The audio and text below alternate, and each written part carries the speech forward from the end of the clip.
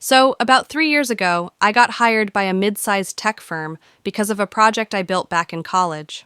A lightweight but powerful back-end system that dramatically boosted server efficiency and automated certain maintenance tasks. I had showcased it during a tech conference, and the original CEO of the company saw it, reached out to me personally, and said, "We want you and whatever that is." We made a deal. I'd join the company, integrate my system, and work as lead back-end developer. I retained full rights to the intellectual property, and it was even listed under my name in the US Patent Office, something they were fully aware of.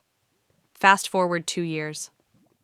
The original CEO retires and sells his shares to a younger, arrogant new guy, let's call him Chad, who's obsessed with efficiency and modernizing the company. First thing he does? Cuts costs, fires people left and right. One day, without warning, he calls me into his office and says, "We're letting you go. Your skill set isn't aligning with our vision anymore. No severance, no thank you. Just get your stuff and leave." I asked, "You sure about this?" He just smirked and said, "We'll be fine." So I left, took my personal items, cleaned up my workspace.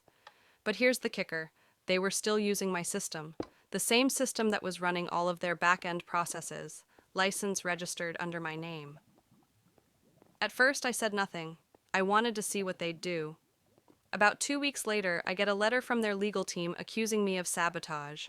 They claimed that I had embedded ownership traps in the code to retain rights and were threatening to sue me for interference with business operations. It was laughable. I didn't have to embed anything because the patent was already mine. I had documents, timestamps, emails from the original CEO, and even the signed contract that clearly stated I was simply licensing them the tech. My lawyer responded with a calm, polite version of, "Nice try, dummies." Not only did their claim get thrown out immediately, but once they realized they didn't have legal rights to use my system anymore, they had to shut it down, which basically took their entire operation offline. Clients dropped, revenue plummeted, investors pulled out, and me? Well, I had already been working on a new version of the system with a few people from my old dev team, some of whom Chad also fired.